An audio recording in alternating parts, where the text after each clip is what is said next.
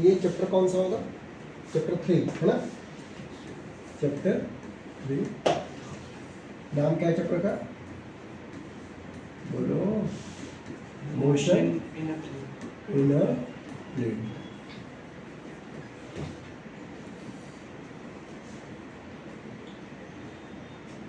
हमने units and dimension में भी फिजिकल क्वांटिटी को कैटेगराइज किया था। वो कैटेगराइजेशन का बेसिस क्या था? वहाँ पर हमने पढ़ा था, याद है किसी को? हमने फिजिकल क्वांटिटी के बारे में जब सीखा तो physical quantity there are 2 types. अच्छा, एक को बोला था फंडामेंटल, दूसरे को डेराइव। फिर से हम लोग फिजिकल क्वांटिटी को कैटेगराइज कर रहे हैं और ये कैटेगराइजेशन क्या है तो जरा देखना। यहाँ बेसिस है direction. On the basis of direction physical quantity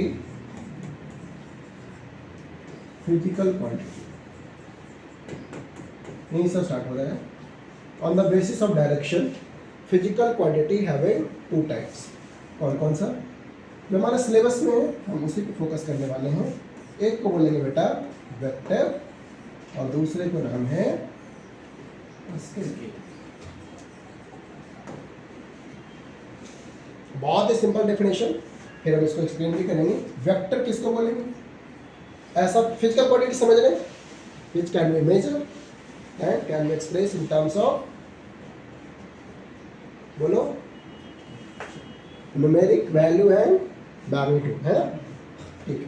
तो वेक्टर किसको बोलेंगे? फिजिकल क्वांटिटी तो है ही, उसको हमने 2 कैटेगरी में डिवाइड किया है, वेक्टर और स्केलर। वेक्टर किसको बोलेंगे? Which having magnitude as well as direction. तो वेक्टर के लिए क्या लिखेंगे? मैग्नीट्यूड प्लस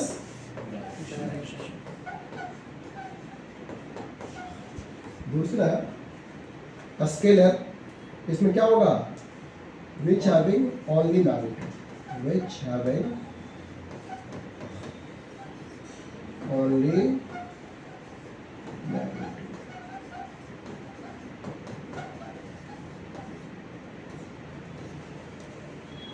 एग्जाम्पल के लिए वेक्टर का एग्जाम्पल है डिस्प्लेसमेंट। क्या? Displacement. Next is acceleration, force. These all are the example of vector.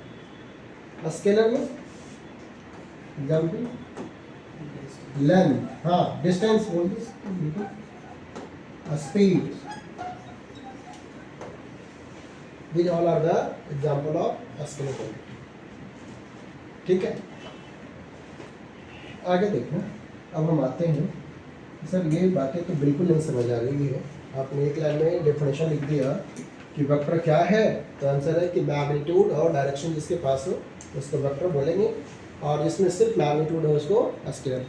हम इसे समझ नहीं पा रहे, क्या दिक्कत है? सर मेरे ये किस काम का?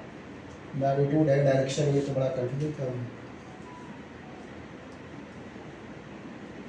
एग्जाम्पल के लिए मैं थोड़ा सा आपको एक्सप्लेन करता हूँ। सोचो एक ब्लॉक है, एक ब्लॉक। वेक्टर का यूज इसलिए है क्योंकि हर चीज स्ट्रेट लाइन में नहीं चलती ना। हाँ सुनो, एक ब्लॉक है जिसका कुछ अपना मास है। मैंने बोला कि इसके फोर्स लगाना है, फोर्स अप्लाई हुआ है 10 न्यूटन। इस फोर्स का बेटा इफेक्ट क्या होगा, ये सिर्फ 10 न्यूटन मैग्नीट्यूड बताने से क्लियर नहीं होता। कैसे? जरा सोचो, ये 10 न्यूटन, बस एक आपके लिए डेमो है ये 10 न्यूटन का फोर्स अगर ऐसा अप्लाई होगा और जिस सरफेस पर रखा है ये फ्रिक्शनलेस सरफेस है, जाहिर सी बात है सर अगर ऐसा 10 न्यूटन लगेगा तो ये राइट की तरफ जाएगा। क्लियर? यही 10 न्यूटन बेटा लेफ्ट से लगता तो लेफ्ट की तरफ जाता। यही 10 न्यूटन वर्टिकली अपवर्ड्स अप्लाई होता, कुछ भी नहीं होता।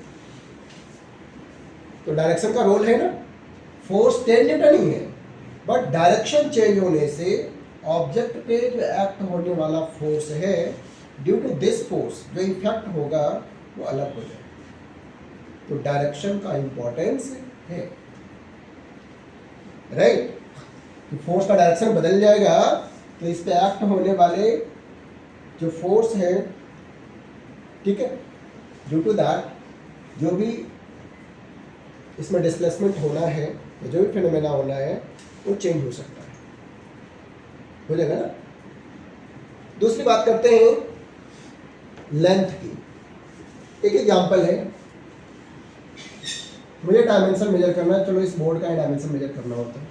आप स्केल लेफ्ट टू राइट लगा लो या राइट टू लेफ्ट लगा लो, क्या फर्क पड़ता है? अगर ये 2 मीटर है तो 2 ही मीटर रहेगा। लेकिन यही बात मैं फोर्स के साथ करता तो इफेक्ट बदल जाता। अगर मैं लेफ्ट टू राइट करूंगा, इधर से देखो फोर्स लगाऊंगा तो राइट जाएगा, राइट से लगाएंगे तो लेफ्ट आएगा, और वर्टिकल या अपवर्ड लगा दो तो कुछ भी नहीं होगा। मीन्स डायरेक्शन का अपना एक इम्पोर्टेंस। खैर, अब अभी पहले सीख लेंगे। अब हम लोग क्या सीखने वाले हैं? We are going to learn basically इस चैप्टर में हम आपके साथ डिस्कस करने वाले हैं जो मेजर और इम्पोर्टेंट टॉपिक है वो क्या है, वेक्टर। तो वेक्टर के थ्रू हम लोग सीखेंगे कि जो वेक्टर क्वांटिटी है उसको ऐड कैसे करते हैं, सबट्रैक्ट कैसे करते हैं और मल्टीप्लाई कैसे करते हैं, ठीक है। वेक्टर एडिशन, सबट्रैक्शन और मल्टीप्लिकेशन, इन चीज़ों को सीखने के लिए आपको सबसे पहले वेक्टर के बारे में जानना होगा कि कैसे प्रेजेंट करते हैं, है ना। तो एक एक करके डिस्कस करते हैं। यहाँ तक लिख लिया जाए एक बार, इसको एक बार नोट कर लो फिर आगे।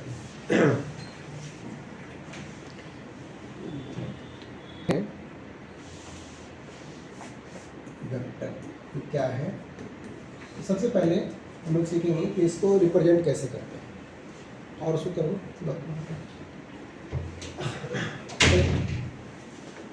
वेक्टर को हम ग्राफिकली एरो से रिप्रेजेंट करते हैं। कैसे? पहली चीज, it is being represented by an arrow. It is being represented by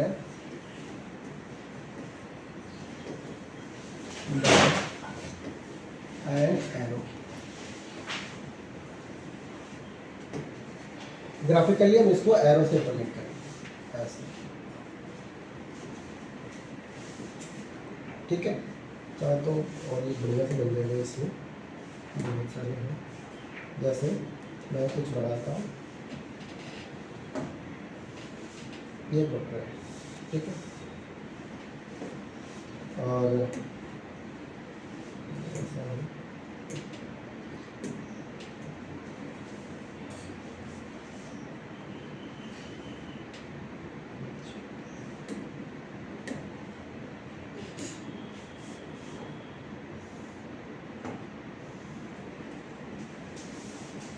ऐसे ही एक और लेते हैं।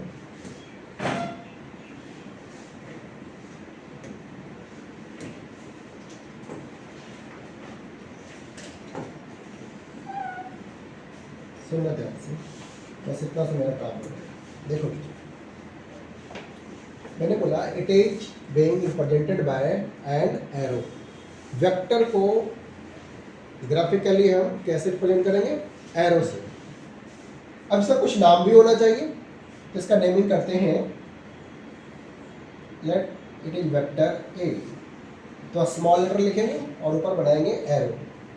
ये एरो बहुत बड़ी लेंथ की नहीं होगी, छोटा सा ऊपर में एरो होगा, ये सिर्फ सिंबल है। तो वेक्टर को हम लोग एरो से रिप्रेजेंट करेंगे। दूसरी चीज़ें, इसका नेमिंग कैसे करेंगे? स्मॉल लेटर और इसके ऊपर एक एरो। यहाँ देखो, यहाँ भी ये वेक्टर अलग है, इसका नाम है B, and this is different, इसका नाम है सी। वेक्टर में दो चीज़ें होती हैं। ये जो एरो बनाए हैं इसके दो पार्ट हैं। एक को बोलेंगे, इस वाले पार्ट को हेड, क्या बोलेंगे? हेड। और इस वाले पार्ट को बोलेंगे टेल। Head and tail. जहां एरो बना है उसको हेड और पीछे वाले पार्ट को टेल। दूसरी चीज, एक और टर्म आपको ध्यान में रखना है और ये है इसका लेंथ।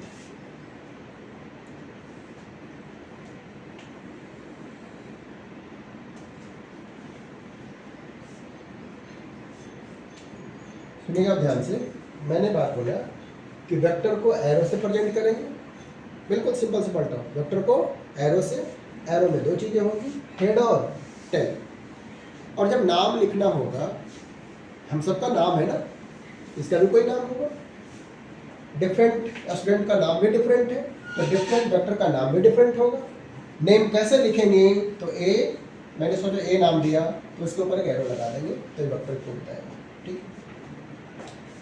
हाँ, जिस एरो की लेंथ जितनी ज्यादा होगी हम बोलेंगे कि उसका मैग्नीट्यूड उतना ज्यादा है। अब मैं यहां लिखने जा रहा हूं दूसरा point. Length of arrow represent magnitude of vector. Length of arrow represent magnitude of vector. बात क्लियर है? अब आप कंपेयर करके बताओ ए और बी में किसका मैग्नीट्यूड ज्यादा है? बोलो। रीजन? सर उसकी लेंथ ज्यादा है, उसकी लेंथ। चलिए दूसरा पॉइंट है, orientation of arrow gives the direction of vector. Clear है? Orientation of arrow gives the direction of vector। हमने बोला था वेक्टर में दो चीज, क्या क्या? Magnitude and direction. तो magnitude length of arrow, direction इसका ओरिएंटेशन। जरा देख के बताओ, सी और ए, क्या इन दोनों का डायरेक्शन सेम है? नो, इन दोनों का डायरेक्शन अलग है। बी और सी, इनका डायरेक्शन सेम है क्या? नहीं सर, इसका भी डायरेक्शन अलग है। अगर मैं बी और सी को कंपेयर करूंगा, इन दोनों का डायरेक्शन भी अलग है और मैग्नीट्यूड भी अलग है। बिल्कुल आसान है और यहीं से स्टार्ट करना है। पहले तो कि वेक्टर कैसे प्रेजेंट करते हैं, तो एरो से। कैसे? एरो से। नाम कैसे लिखते हैं? तो लेटर लिख दिया, उसके ऊपर एरो लगा दिया। इसको क्या रीड करेंगे? Vector A. बोलो, मैं लिख देता हूं, रीड एज वेक्टर ए। अब ये नहीं बोला कि रीड एज, हमें क्या पढ़ना है? Vector A. This is vector C, this one ऐसा। और जो इसकी लेंथ होगी क्या बताएगा? ओरिएंटेशन। मुश्किल है क्या? चलो कॉपी कर लेते हैं।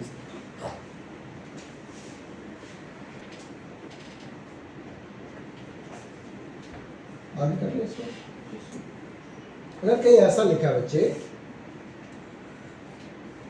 ऐसे, इसको पढ़ेंगे मैग्नीट्यूड ऑफ वेक्टर ए। क्या पढ़ेंगे? Magnitude of vector A. या सिर्फ ये लिखा हो, दोनों चीज, एरो नहीं लिखा है या एरो के साथ मॉड लिखा हो, या बोलेंगे मॉड ऑफ वेक्टर ए, और बोल सकते हैं मैग्नीट्यूड ऑफ वेक्टर ए। अगर ऐसा लिखा है तो डायरेक्शन नहीं बता रहा है। अभी सिंपली मैंने सिर्फ नाम लिखने के लिए सीखा है कि नेम कैसे लिखें। ठीक है?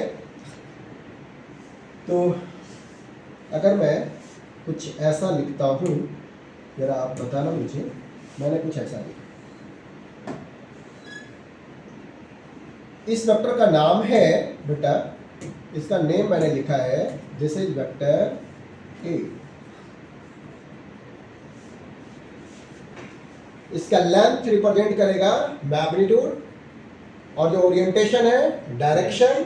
और अगर मैग्नीट्यूड को ऐसे लिखना है तो कई बार ऐसे भी लिखा जाएगा, ये बताएगा मैग्नीट्यूड ऑफ वेक्टर ए, या सिर्फ ए लिखेंगे तब भी बताएगा मैग्नीट्यूड ऑफ वेक्टर ए। इतनी बात के लिए अब हम बात करते हैं थोड़ा सा डायरेक्शन के बारे में।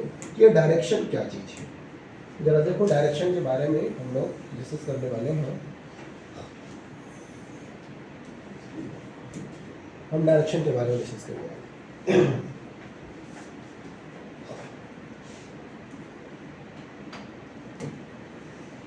बात करते हैं मैथ्स की। मैथ्स में आप डायरेक्शन कैसे देते हैं, याद है किसी को? हाँ सर याद है। कैसे डायरेक्शन देते हैं, बोलो। डायरेक्शन कैसे बनाते हैं?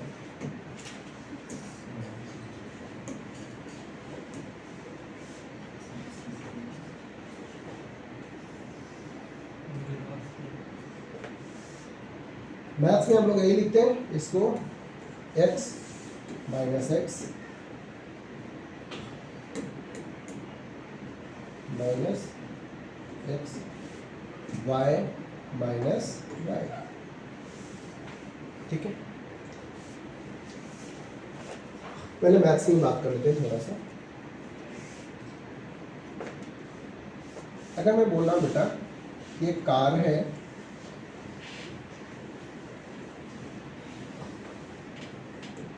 ऐसा कुछ इधर जा रही है, ठीक है, और इसकी वेलोसिटी है 40 किलोमीटर पर आवर। सुनना ध्यान से, मैं लिखूंगा v इक्वल टू, बन लिख देता हूँ v1 equal to 40 kilometre per hour. सुनिएगा, इट इज ओनली मैग्नीट्यूड। क्या ये? मैं चाहता हूं कि वेक्टर फॉर्म में लिखूं, डायरेक्शन के साथ लिखना है, तो डायरेक्शन के लिए हमें यहाँ पर एरो लगाना पड़ेगा। ये हो गया वेक्टर v1। और अगर आपने एरो लगा दिया तो राइट साइड में आपको सिर्फ मैग्नीट्यूड नहीं लिखना है, सिर्फ मैग्नीट्यूड से काम नहीं चलेगा। अगर किसी ने ऐसा लिखा है और राइट साइड में इतना लिख के छोड़ दिया तो ये गलत है। ये जो लिखा है वो सही है। मतलब कैसे? क्योंकि सिर्फ v1 है, एरो नहीं लिखा है, इसका मतलब मैग्नीट्यूड है, तो ठीक है। v1 लिखा है और उसके ऊपर एरो लिखा है, और आपने राइट साइड में सिर्फ मैग्नीट्यूड लिखा, डायरेक्शन के बारे में तो कुछ लिखा ही नहीं, तो ये गलत है। सही क्या है? एक बच्चे ने ऐसा लिखा v1 equal to 40 kilometre per hour towards positive x axis. अब ये सही है। कैसे सर? बच्चे आपने जो यहां तक का इंफॉर्मेशन दिया है, इट इज मैग्नीट्यूड, और यहां से यहां तक का जो इंफॉर्मेशन है ये क्या है? डायरेक्शन। मैं थोड़ा सा आपको बोलना बेटा कि थोड़ा मैथ्स अप्लाई करो। क्या है मैथ्स में? अगर LHS में लिखा है मैग्नीट्यूड प्लस डायरेक्शन, तो RHS में भी लिखोगे ना मैग्नीट्यूड प्लस डायरेक्शन। एरो लगाने से इसमें डायरेक्शन ऐड हो जाता है। एरो का अपना एक इंपॉर्टेंस है। अगर आपने v1 पे एरो लगा दिया, इट मीन्स आप बता रहे हैं कि जो आगे इंफॉर्मेशन लिखने वाले हैं उसमें मैग्नीट्यूड और डायरेक्शन दोनों आएगा। और आप यहां लिख के छोड़ देंगे तो गलत हो जाएगा ना, ये ऐसा नहीं लिखना है। अगर आपने यहां तक लिखा तो ये सही है। तो मैथ्स में डायरेक्शन के लिए हम लोग positive x axis, negative x axis, positive y, अगर कोई पार्टिकल बेटा ऐसा जा रहा होगा और उसकी वेलोसिटी है 20 किलोमीटर पर आवर, मैं आपसे बोलता हूं कि मुझे वेक्टर फॉर्म में लिख के बताओ, इसको 2 नाम देते हैं, क्या बोलेंगे? सर हम लोग को लिखना है v2 is equal to 20 kilometre per hour. इतना लिख के छोड़ दे क्या? नहीं सर गलत हो जाएगा, ऐसे लिखेंगे तो। अगर आपने एरो लिखा है तो आपको डायरेक्शन भी लिखना पड़ेगा। तो क्या लिखेंगे? टूवर्ड्स बहुत अच्छा, टुवर्ड्स, बोलो पॉजिटिव पॉजिटिव। क्या आपको डिफिकल्ट लग रहा है कुछ? नहीं सर, थोड़ी सी नई चीज है कि अगर मैं एरो लगाऊंगा तो डायरेक्शन भी लिखना पड़ेगा। और मैथ्स में आपने ऐसे को डायरेक्शन देते थे, पॉजिटिव एक्स नेगेटिव एक्स। ये डायरेक्शन का ही तो इंफॉर्मेशन है, पॉजिटिव बाय नेगेटिव बाय। थोड़ा सा और मैं आपको ले चलता हूँ ज्योग्राफी में, पढ़े हो ना? एसएसटी बोलो, और धीरे से बोलते ऐसा। और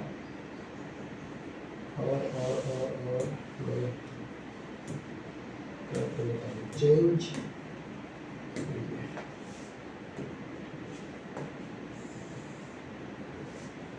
तो ज्योग्राफी में डायरेक्शन कैसे देते हैं? East, west, north. ये मेरे लिए ईस्ट है, ये नॉर्थ एंड। अब मुझे कुछ नहीं बताना, आप खुद से आंसर करोगे। एक पार्टिकल है या एक कार है, ये कार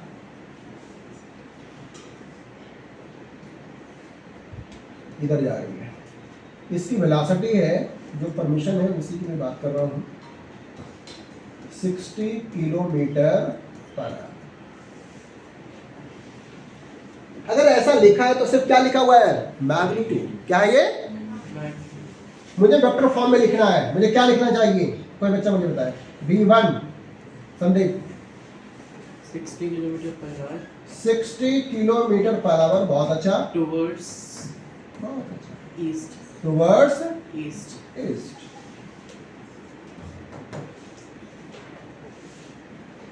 डिफिकल्ट है क्या? नहीं मतलब नहीं, आसान है ना? अच्छा ये बताओ, किसी बच्चे ने ऐसे लिख दिया है V1 और ऐसा लिख दिया और फिर लिखा उन्होंने 60 किलोमीटर पर आवर, क्या उसने सही लिखा है? यस तो बिल्कुल सही लिखा सर, मॉड लगा दिया तो ये बिल्कुल सही लिखा गया है। हाँ, इसमें इंफॉर्मेशन नहीं है डायरेक्शन का, कोई बात नहीं। लेफ्ट हैंड साइड में भी तो उन्होंने बोला कि मैं मैग्नीट्यूड लिख रहा हूँ, तो इधर भी सिर्फ मैग्नीट्यूड रहेगा। किसी बच्चे ने ऐसा लिखा है V1 is equal to 60 kilometre per hour, is it right? हाँ सर, ये V1 और इसका मतलब भी सेम ही होता है, तो ये भी सही है सर, और ये भी सही है, ये तीनों लिखा हुआ सही है। तो ज्योग्राफी में डायरेक्शन के लिए ईस्ट, वेस्ट, नॉर्थ, साउथ आपने एक्सेप्ट कर लिया था ना, किसी से क्वेश्चन नहीं किया, जरूरत ही नहीं है। ऐसे ही अब हम लोग फिजिक्स में डायरेक्शन के लिए थोड़ा सा कन्वेंशन को चेंज कर लेते हैं। क्या चेंज है जरा देखो, मैं इसको थोड़ा साइड कर देता हूं।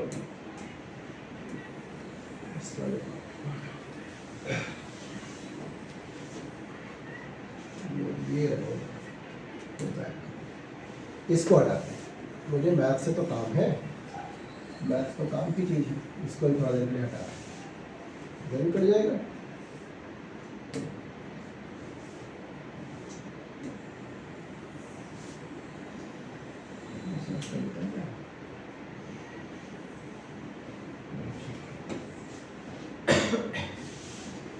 कोई बात नहीं, जितना करेंगे वो करेंगे, हटा ही देते इसमें, ये ठीक है। अब हम बात करने वाले हैं फिजिक्स में। तो फिजिक्स में क्या होगा, थोड़ी सी नई चीज है जिसको हम समझ लेंगे बहुत ही आसान तरीके से। फिजिक्स में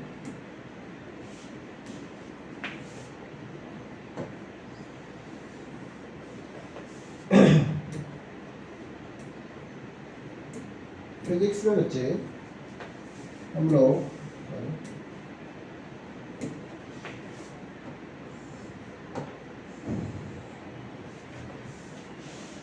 क्योंकि मैथ्स के बिना तो इसका काम नहीं होता, मैथ्स से ही कंपेयर कर रहा हूँ। यहाँ लिख रहा हूँ बेटा x, this is -x, y and this one is -y।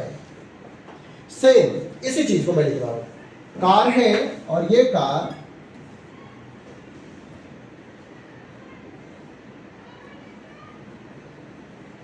Car इधर जा रही है। कितना लिखा था V1 क्या था बेटा? बोलो 40 kilometre 40 kilometre per our. Physics में डायरेक्शन के लिए थोड़ा सा हमें ध्यान देना है।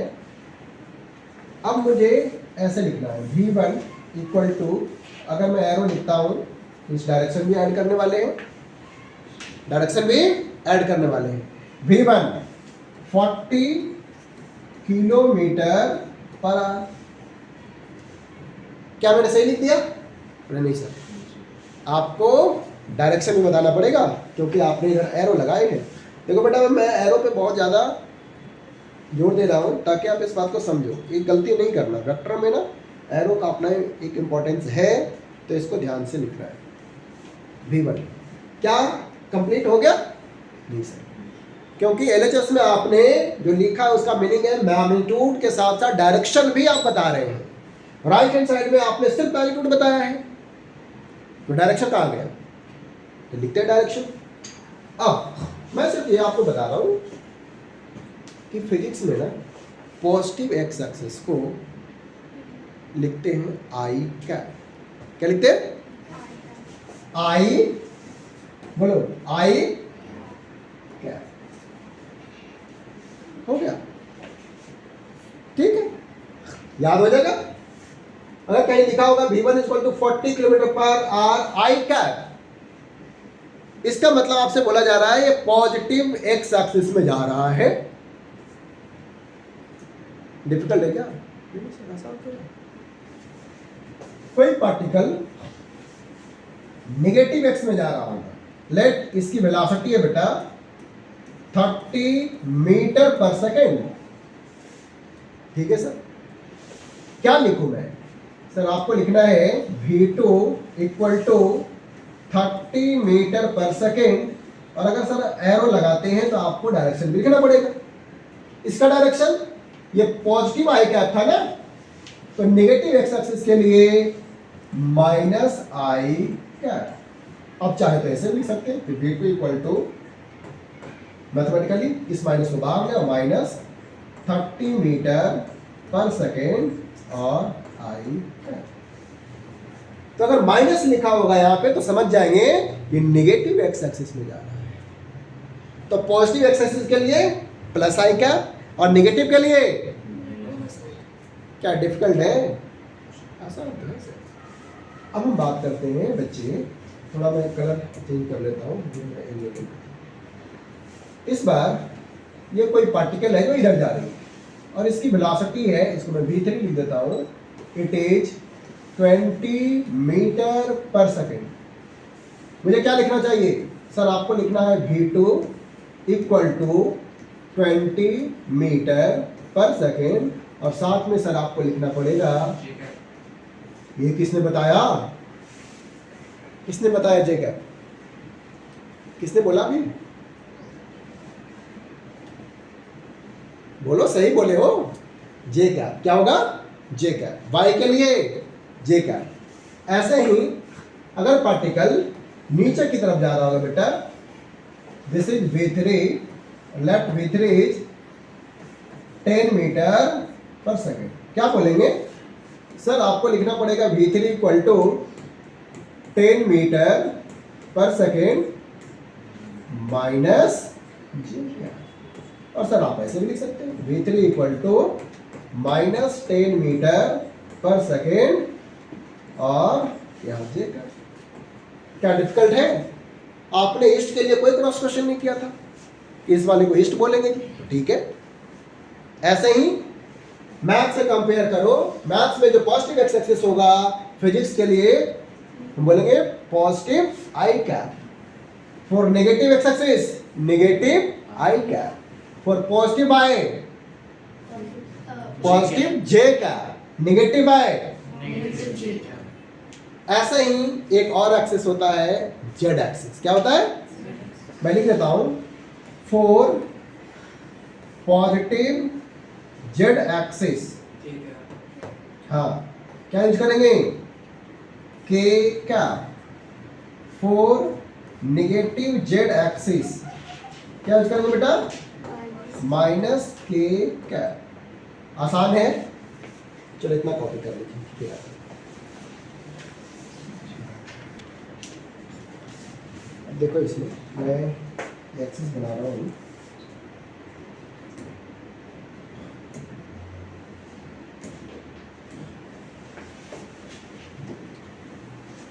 ये मेरे लिए एक्स है, चेंज, ये मेरे लिए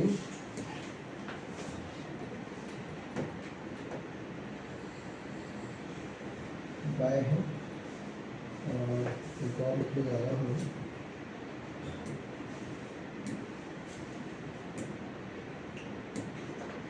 ये मेरे लिए जेड है, ठीक है। तो x y and z. For x axis हम लोग डायरेक्शन क्या लिखेंगे, आई कैप, वाई के लिए जे कैप और जेड के लिए क्लियर है, इसमें कोई दिक्कत। अब एक और चीज आप मुझे बताना, अलग अलग मैं केसेस लिख रहा हूँ। एक वेक्टर है ऐसा, दूसरा है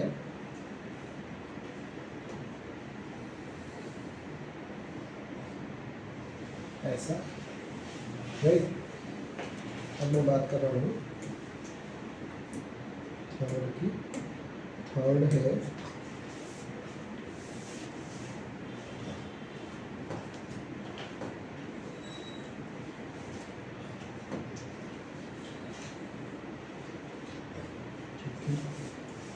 next is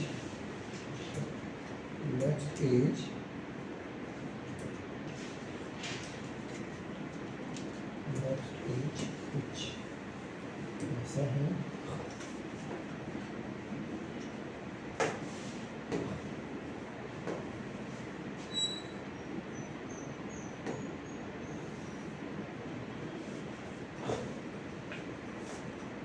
और इसका मैं नेम लिखा है, इसका नाम है vector A, this is vector B, this is vector C, this is vector D,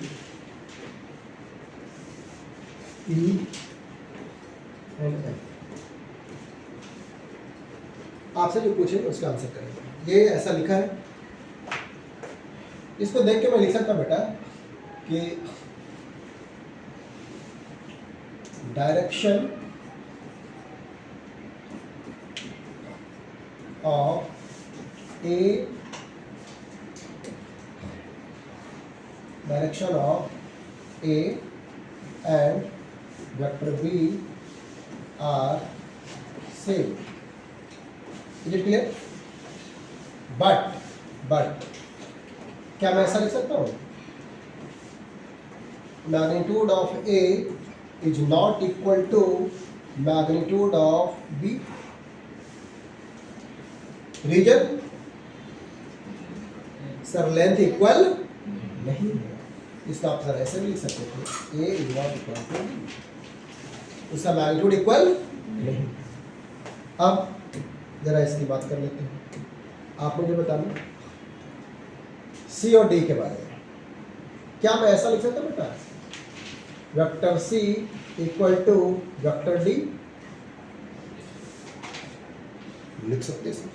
reason sir यहाँ पे मैग्नीट्यूड और डायरेक्शन दोनों इक्वल था, इसलिए आप ऐसा लिख सकते हैं। और कोई चाहे तो ऐसा भी लिख सकता है कि सी इक्वल टू डी, हाँ बिल्कुल सही है इसके लिए। और कोई लिखता है mod C equal to mod D, ये भी बिल्कुल सही है, लिख सकते हैं। क्या लिखेंगे here, vector C and vector D having same magnitude and direction. क्या लिखेंगे, vector C and vector D having same magnitude and direction. ये हमें देख के पता लग रहा है और ये चीजें हमें समझनी है। आसान है?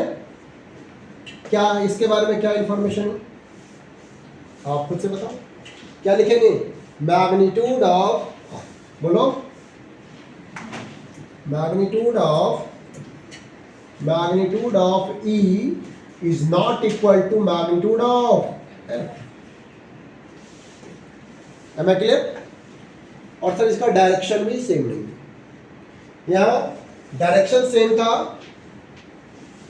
और मैग्नीट्यूड, तो क्या मैं इसको ऐसे लिख सकता हूं कि vector A is not equal to vector B? बिल्कुल लिख सकते हैं सर। अगर मैग्नीट्यूड या डायरेक्शन कोई भी डिफर कर गया तो वेक्टर डिफरेंट हो गया, मैग्नीट्यूड और डायरेक्शन में से कोई भी डिफरेंट हो गया तो वेक्टर डिफरेंट हो गया। इस बार ऐसा नहीं है, यहाँ मैग्नीट्यूड और डायरेक्शन दोनों सेम है, इसलिए मैंने लिखा है vector C equal to vector D। क्या इसको ऐसे लिखा जा सकता है कि vector E is not equal to vector F? बिल्कुल लिख सकते हैं सर, ना तो इसका मैग्नीट्यूड सेम है नहीं डायरेक्शन सेम है। यहाँ मैग्नीट्यूड सिर्फ डिफरेंट था, डायरेक्शन अलग था, तब भी वेक्टर बदल गया, ठीक है? तब भी वेक्टर क्या हो गया? चेंज हो गया। समझ रहे? एक और केस ऐसे बनाया जा सकता है कि एक वेक्टर ऐसा है, देखो,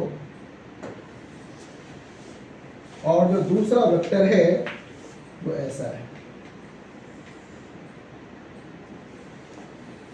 इसका मैग्नीट्यूड तो सेम है लेकिन डायरेक्शन ऑपोजिट है। इस वाले केस में जरा देखो ना, यहां मैं क्या लिखूं? अगर मैं इसको लिखता हूं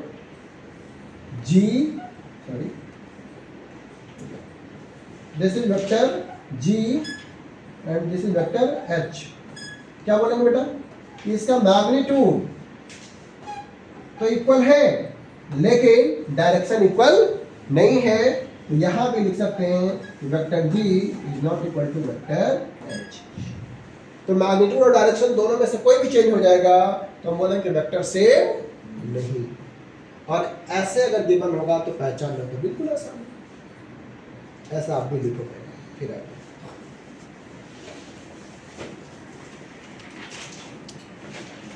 हम लोग बात कर रहे थे, सुनेंगे ध्यान से। तो ये एरो के बारे में आपने सीख लिया और ये बिल्कुल नया नहीं है, मैं तो अभी बता रहा था ना कि आप पहले से ऑलरेडी यूज करते थे, इसको समझते थे। नया ये हुआ कि अब आपको नोटबुक में लिखना पड़ रहा है। स्कूल एक बोर्ड लगा है, वहाँ पर ऐसे एरो बना हुआ है, समझ जाता है कि मुझे राइट जाना है, ऐसे लेफ्ट बना हुआ लेफ्ट जाना है। तो एरो का मतलब ये था क्या? डायरेक्शन से। कैसे से था? डायरेक्शन से। अब आगे जरा देखो, हम एक और चीज पढ़ने जा रहे हैं, presentation of vector in magnitude angle form. तो लिखिएगा मैग्नीट्यूड एंगल फॉर्म,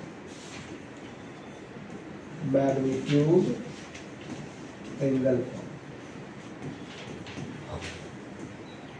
सर आप वेक्टर की बात कर रहे हैं तो वेक्टर में दो चीजें होती है, मैग्नीट्यूड और डायरेक्शन।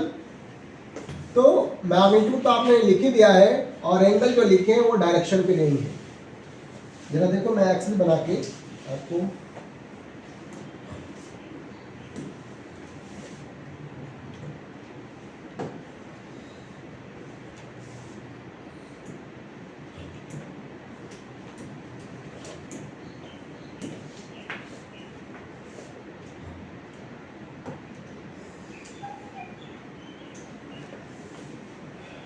ठीक है।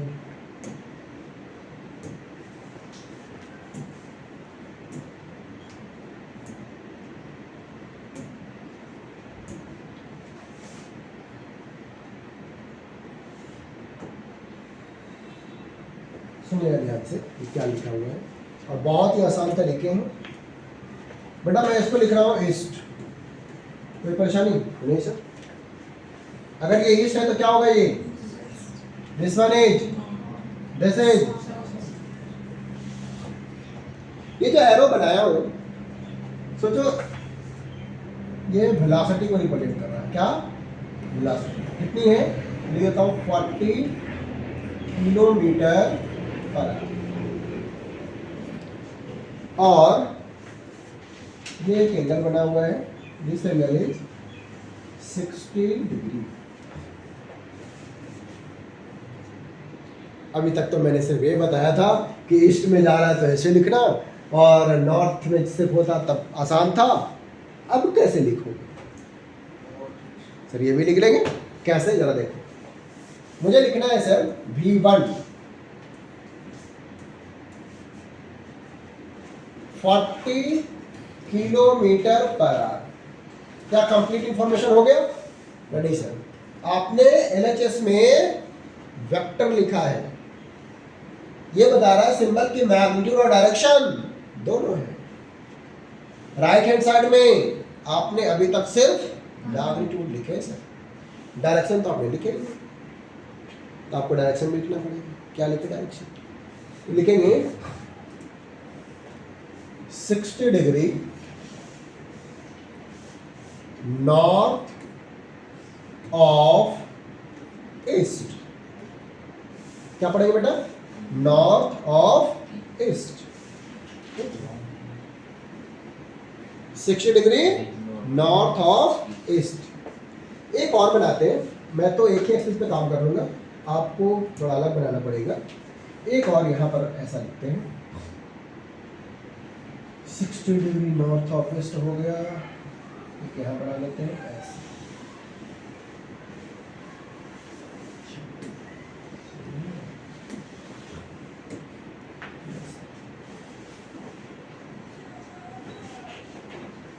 ये लिखा हुआ है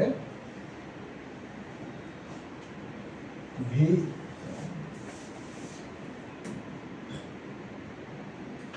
हम बात कर रहे हैं V2 equal to let 45 kilometre per hour, और ये ऐसे बना हुआ,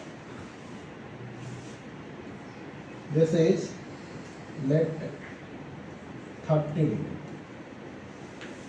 कितना है? 30 डिग्री। क्या लिखना चाहिए मुझे? मैं लिखूंगा V2, दो या तीन मैं एग्जांपल लिखूंगा, आप खुद से सीख जाओगे।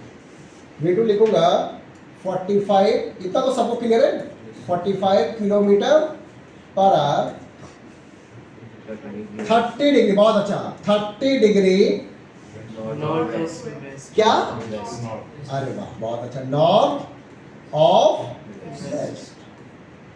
समझ गए? चलो एक और आप ही से पूछ लेते हैं, आप मुझे बता रहे। एक और देखते हैं कितने लोग सही बताते हैं। आई होप सभी लोग सही बताएंगे। एक और कुछ ऐसा लिखा है बच्चे,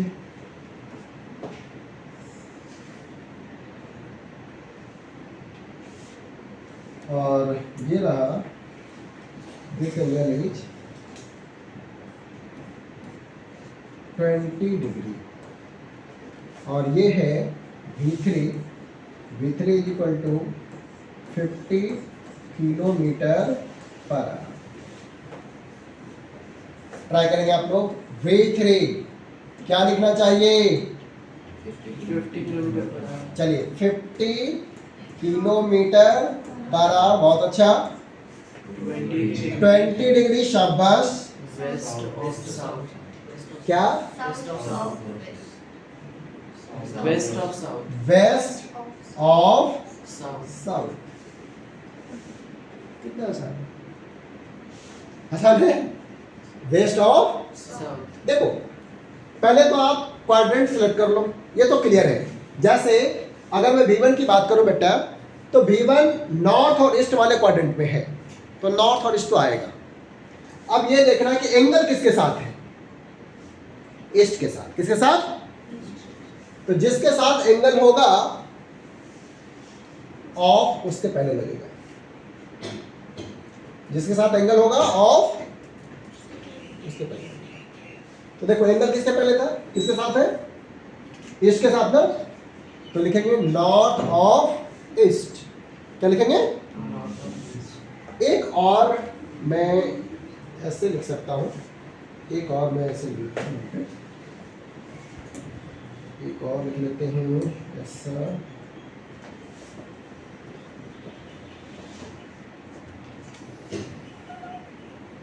इस बार मैंने कुछ लिखा है this is let 80 डिग्री, 80 तो नहीं लग रहा, 70 लिख सकते हैं इसको, है ना, 70 लिख सकते हैं, 70 डिग्री। और ये है V4, it is 60 kilometre per our. क्या लिखना चाहिए बताओ? V4 बोलो। 60 kilometre per our. 60 kilometre per hour और 70 degree 70 degree south of east. South of east. South of east.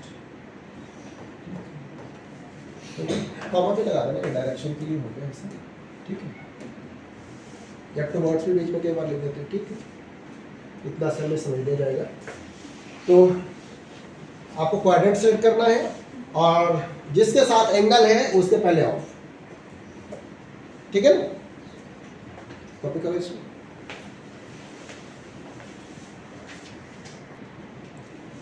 चलिए एक और मिनट इसको,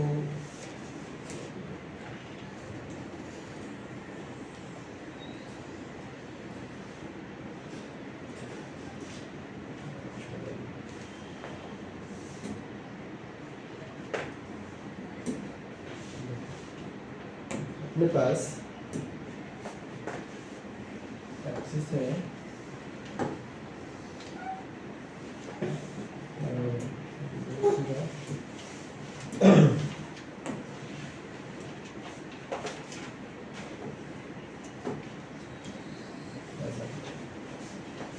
मैं आपसे एक क्वेश्चन पूछ रहा हूँ, क्वेश्चन बहुत ही आसान है। क्वेश्चन है कि इस बार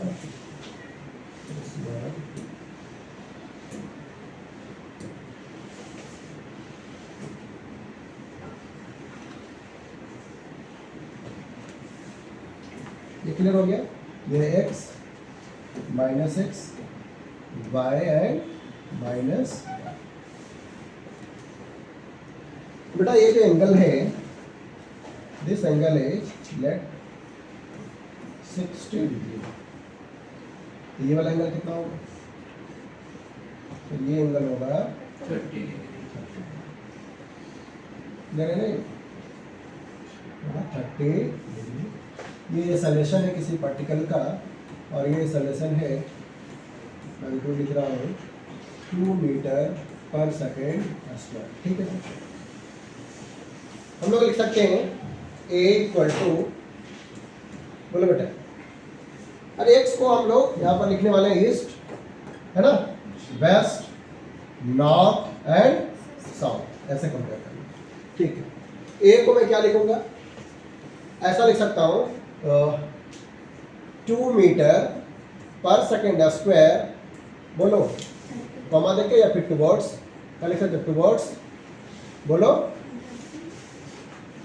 60 डिग्री नॉर्थ ऑफ ईस्ट। ये क्लियर? कोई बच्चा चाहे तो ऐसा लिख सकता है कि सर A इक्वल टू, बोलो 2 मीटर पर सेकेंड स्क्वायर, और बच्चे लिख सकते हैं टुवर्ड्स, डायरेक्शन क्या है बताइए? बाय, अगर मैं ऐसे लिखूं तो लिख सकता हूं 30 degree east of north east. East of, difference समझ आया? ये एंगल किसके साथ, अगर नॉर्थ के साथ ले रहे हैं तो ये नॉर्थ बाद में लिखेंगे। मैंने बोला एंगल जिसके साथ है उसके पहले ऑफ लिखना है, बस इतनी सी बात। एक और मैं सिर्फ कलर इसका चेंज कर लेता हूँ। एक ऐसा लिखा है,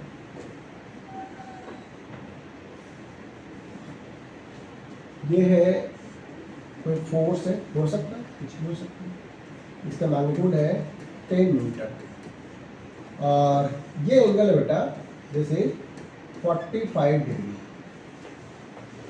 इसको हम लोग लिखेंगे F equal to 10 newton towards 45 degree towards north west, अगर 45 हो ना तो एंगल मेंशन करने की जरूरत नहीं है, बस ये अलग से मैंने आपको बताया। 45 हो तो एंगल मेंशन करने की जरूरत नहीं है, लिख दो नॉर्थ वेस्ट। अगर इसमें रहता 45 पे तो नॉर्थ ईस्ट। अगर एंगल 45 है तो और अलग से 45 लिखने की जरूरत नहीं है। ये अंडरस्टूड है। कई बार लिख भी दो तब 10 न्यूटन को ब्रैकेट्स में ही डालना। हाँ लिख दो ना, ठीक है। क्लियर है इतनी बातें? आई होप कि अब ऐसे वाले यानी मैग्नीट्यूड एंगल फॉर्म में वेक्टर को आप आसानी से प्रेजेंट कर सकते हैं। क्लियर है सब? एक आप क्वेश्चन दूंगा तो कर लेंगे, एक ही मैं पूछ लेता हूँ, आप बता दो, फिर कंफर्म हो जाएगा कि आपको आ गया है। सब लोग रेडी हैं? चलिए, एक क्वेश्चन है ऐसा, दिस इज 40 डिग्री, 400 डिग्री नहीं, 40 डिग्री, 40 डिग्री, और ये है v equal to 20 kilometre per hour east west north south. क्या लिखना चाहिए मुझे बताओ? v इक्वल टू 20 किलोमीटर पर 20 किलोमीटर पर आवर टुवर्ड्स, बहुत अच्छा। 40 डिग्री, क्या बेटा? 40 डिग्री अच्छा चलो यही लिख देता हूँ, 40 degree east of south east of of, बहुत अच्छा। क्लियर ना सबको? डिफरेंट लग रहा है क्या ये? लग रहा है? हाँ बोलो। मैं पूछ रहा था कि वो जो वाई एक्सिस है 5 मिनट और है, कुछ ज़्यादा तो नहीं कर पाएगा अभी। तो मैं आपको एक रिकैप इसमें बता रहा हूँ। अभी तक जो आज हमने सीखे हैं वो सिर्फ वेक्टर का डेफिनेशन, वेक्टर को प्रेजेंट कैसे करते हैं, वेक्टर का नेमिंग कैसे करते हैं, कैसे हम डिफ्रेंशिएट कर पाएंगे कि दो वेक्टर का मैग्नीट्यूड सेम है या डायरेक्शन सेम है या नहीं है, और लिखने का तरीका। ठीक है। फिर एक और हमने अभी ये जो टॉपिक पढ़ रहे थे ये क्या था कि वेक्टर को मैग्नीट्यूड एंगल फॉर्म में कैसे लिखें। यहाँ पे ये मैग्नीट्यूड था और ये एंगल था। एंगल क्या दिखा रहा है? डायरेक्शन को सेंस कर रहा है। क्या दिखा रहा है? और ये मैग्नीट्यूड। तो वेक्टर में दो ही चीज को चाहिए, मैग्नीट्यूड एंड डायरेक्शन, और दोनों फुलफिल हो रहा है। नेक्स्ट जो हम लोग सीखने वाले हैं ये सीखेंगे, बहुत इंपॉर्टेंट है, कंपोनेंट फॉर्म या रिजोल्यूशन ऑफ वेक्टर भी इसको बोलते हैं। क्या पढ़ेंगे? Component form. तो ये नेक्स्ट डे में स्टार्ट करेंगे कंपोनेंट फॉर्म। ठीक है। ये तो देखते हैं ऑनलाइन हो पाएगा तो फिर ऑनलाइन में, और ये सीखना बहुत ही जरूरी है। तो इसके बाद का जो हमारा टॉपिक होगा वो है कंपोनेंट फॉर्म, और नेक्स्ट क्लास में इसको कंटिन्यू करेंगे। ठीक है। छुट्टियों के बाद